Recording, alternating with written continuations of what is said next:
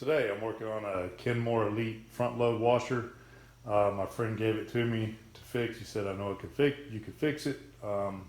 Problem is it has a F11 fault, and it's to do with the communications of the main board to the drive, and I think I can fix that.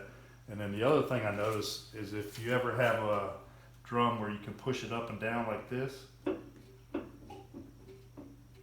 hear that? The bearing is bad, so I need to replace the bearings in it also. So I'll show you how I'll do that. First I'll remove all these screws, 3 at the top, and all these screws already loosened up.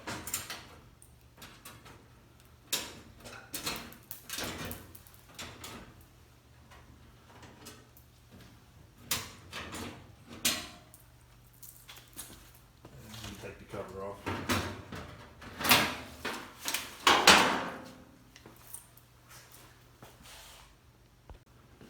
Then remove these 2 screws here to pull the top off. Just pull it back, pull it up.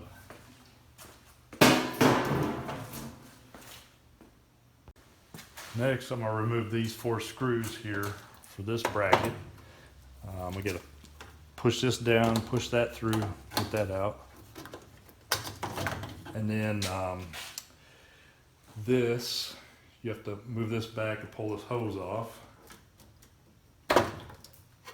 And then remove this here from the drum and these 2 plugs, these blue wires here. You have to remove this. Then we can fold this thing. We'll be able to fold this out of the way. Oh, and I forgot to mention to take this off by squeezing the tabs on the back. That pulls off, and then push on the side on this thing, and that'll release it. So now we can fold this out of the way, get it out of the way here. But what we need to do is unplug this too. And maybe fold it over this way.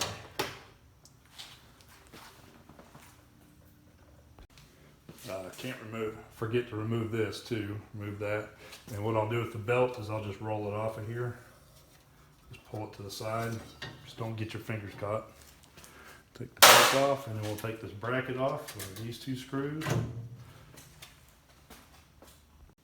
To make things easier and lighter, take off this concrete weight here. Just make sure you do not drop it, because you don't want to have to replace that. They're expensive. Just take that off and it'll make it lighter. Next thing is remove this hose off the back. Remove the drain, and water's going to come out of that when you do that. Remove the ground wire right here off of the motor bracket. Unscrew this bolt for the motor. The motor should come loose, and then you should swing it down and pull it out of the slot. Just lay it down here. I'll set the phone down. On the door, there's going to be a spring that goes all the way around the seal here, like this. Just pull that off. Put that to the side. The seal should come off.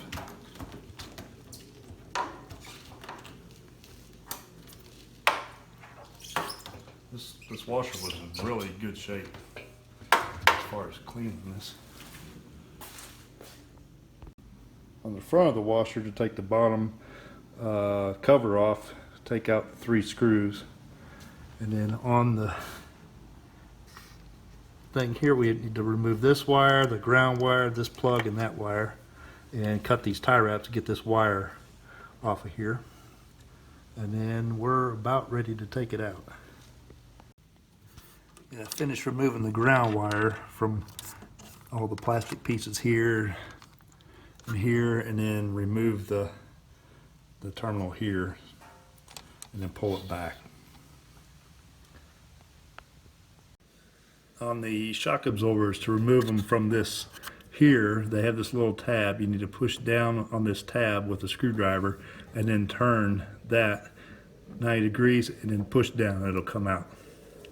Do that to all 4 of them. And take something and stick it in the this section here where it's thicker, or up here to take this nut off, because it's going to be very hard to get off. I think they are Loctited, but I was able to get this one loose. It took a lot of pressure to get it loose. So, all right, I have to take this lower bracket off now.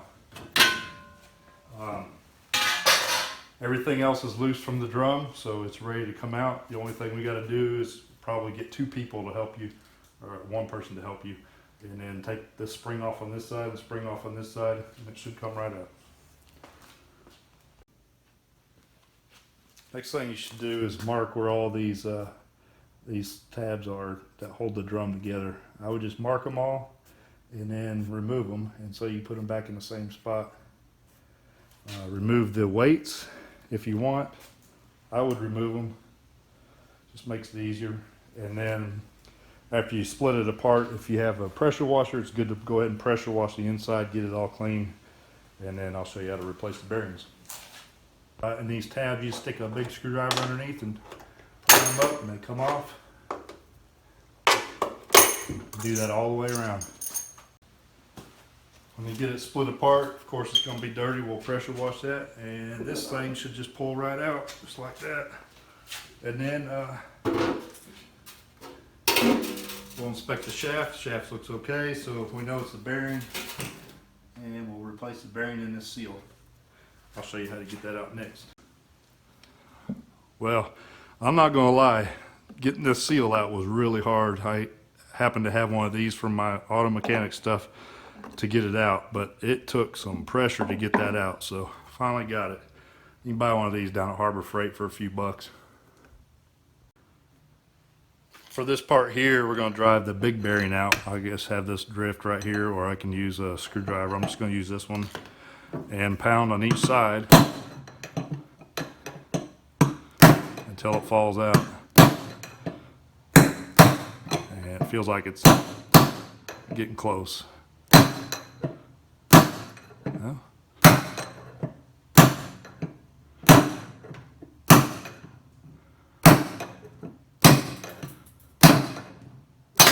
there it went.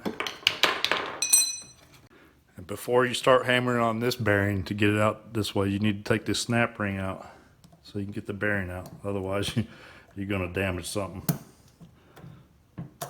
So just pull that snap ring out. You have to buy some snap ring pliers. Now to get this bearing out, on the bottom side you need to set down like two 2x4s or something on either side. So otherwise you're going to be hitting against the ground. Just go back and forth on each side and it should come free. Yep. I hit the wood, so now I need to readjust. There it goes. There, it fell out. So if you're wondering what kind of bearings came out of this washer originally, these are SKFs. This is a 6307 and this is a 6206, and they're both SKF. The bearings I tried in the first washer I did, I went ahead and used SKFs and then bought a seal separate. This I bought from HD Switch, and I'm going to try them out. They were only $15 for the whole kit, so I'm going to try them out and hopefully it'll work good. Well, I got them all cleaned up with the pressure washer. I'm soaking wet. I'm ready to put this bearing in, and if you don't have a bearing and seal driver, you can buy it at Harbor Freight. They're cheap, but you can use a block of wood or something soft to push these down in there. This is the easiest way. Got to get it seated down enough so you hear it sound like that. Then we'll put this ring back in.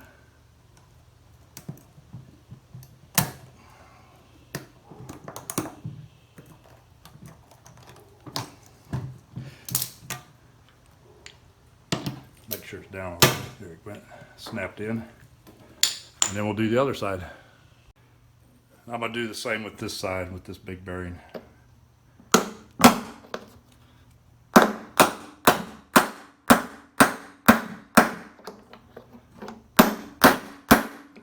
And if it doesn't go in level, you need to straighten it up as you go. Looks like this side's a little high over here. There we go. There we go.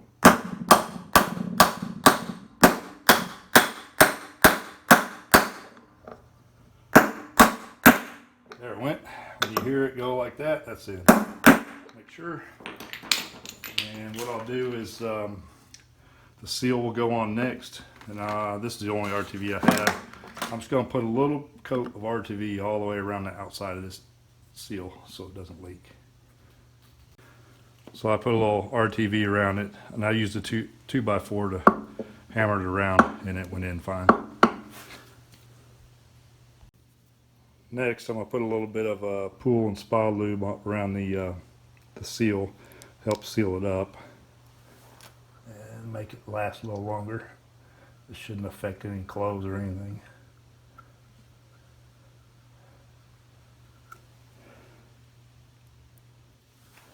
Some extra up underneath.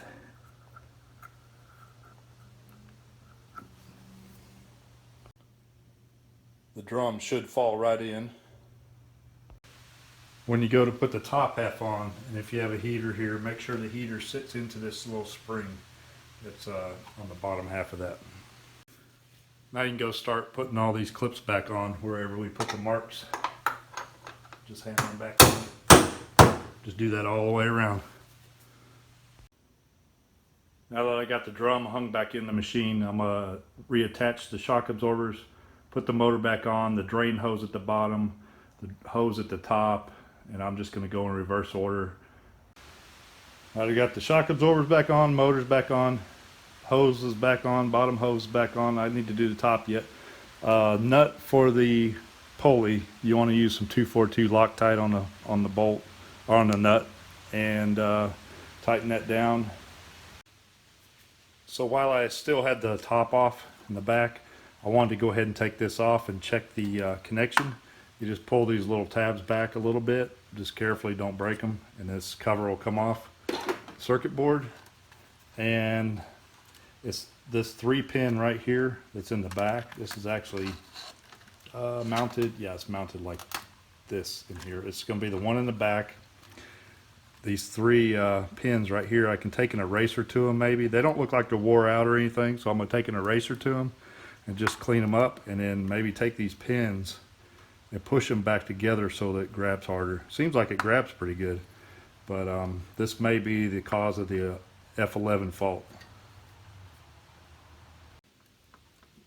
So I went ahead and removed the circuit board out of the case, unplugged everything, I marked everything so it would go back the same way.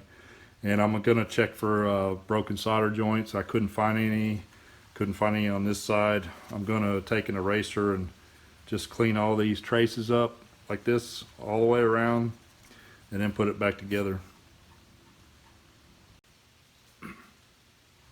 I got the 2 brackets on the back. I got the belt back on. Nut is Loctited on. That small hose. This hose is hooked up. Now we're going to put this back on. And remember to plug this in.